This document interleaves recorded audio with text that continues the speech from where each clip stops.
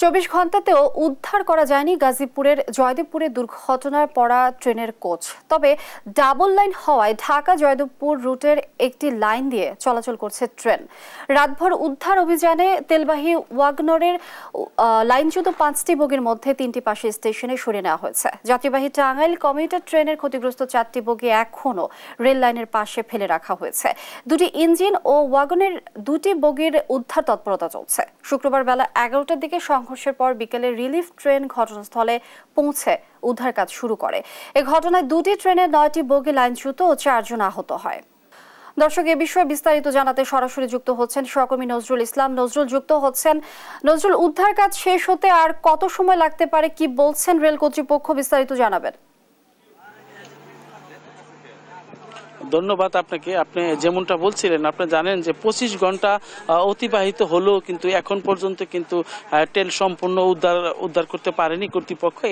এই বিষয়টি নিয়ে কিন্তু সাধারণ মানুষের মধ্যে ক্ষোভ এবং হতাশা আমরা দেখতে পেয়েছি। অনেকে বলা বলি করছেন যে এখানে কিন্তু 24 ঘন্টা অতিবাহিত হলেও তারা সম্পূর্ণ উদ্ধার করতে পারেনি। এত সময় পাওয়ার পরও তারা এই কাজটি, এটি নিয়ে কিন্তু সবার মধ্যে আমরা দেখছি, কথা বলতেছে এবং কথা বলতে দেখেছি। এবং এখন কিন্তু আপনার সর্বশেষ যে লরিটা রয়েছে, অর্থাৎ তেলের যে কন্টেইনারটা রয়েছে, সেটা কিন্তু নেয়ার জন্য এবং আপনার যে উদ্ধারকারী ট্রেনটি, সেটি কিন্তু আমরা দেখতেছি এখানে কিন্তু কাজ তারা করতেছেন। হয়তোবা এটি নেয়ার পরে 1 ঘন্টার মধ্যে চালু হবে এই যোগাযোগ ব্যবস্থা, এমনটাই কিন্তু কর্তৃপক্ষ আমাদেরকে জানিয়েছেন। কিন্তু এখন আমরা দেখেছি যে সর্বশেষ যে কন্টেইনারটা রয়েছে, যে তেলের যে কন্টেইনার রয়েছে, সেটা কিন্তু উদ্ধারকারী যে উদ্ধারকারী যে ট্রেনটি, সেটার সাথে কিন্তু সংযোগ দেওয়া হয়েছে।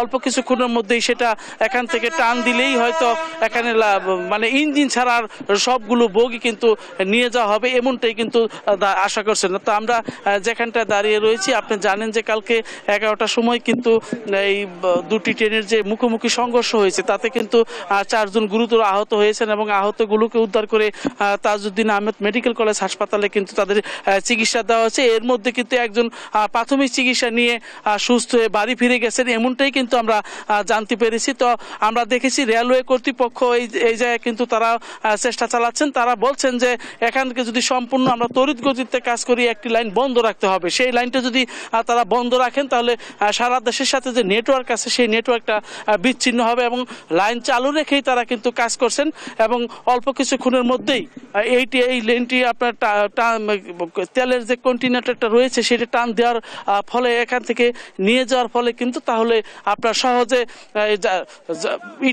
থাকবে না, আর কোনো সমস্যা থাকবে না তাদের। এমনটাই কিন্তু আমাদেরকে জানিয়েছেন। আপনারা জানেন যে এই ঘটনায় কিন্তু 2টি আলাদা আলাদা কিন্তু তদন্ত কমিটি করা হয়েছে। সেই তদন্ত কমিটির রিপোর্টেই কিন্তু পাওয়া যাবে এখানে দুর্ঘটনার কারণটি কি এবং কি কারণে, কি চালকের কোনো এখানে ত্রুটি ছিল, নাকি আপনারা এখানে লাইন যে সংযোগ দিয়েছিল তার কোন ত্রুটি ছিল। এই সমস্ত ত্রুটিগুলো কিন্তু উঠে আসবে এই সংযোগ কালকে কিন্তু আপনার রিপোর্টে সেটা বলা যাবে। ধন্যবাদ। আমি এই ছিল আমার কাছে গাজীপুর রেলওয়ে স্টেশন থেকে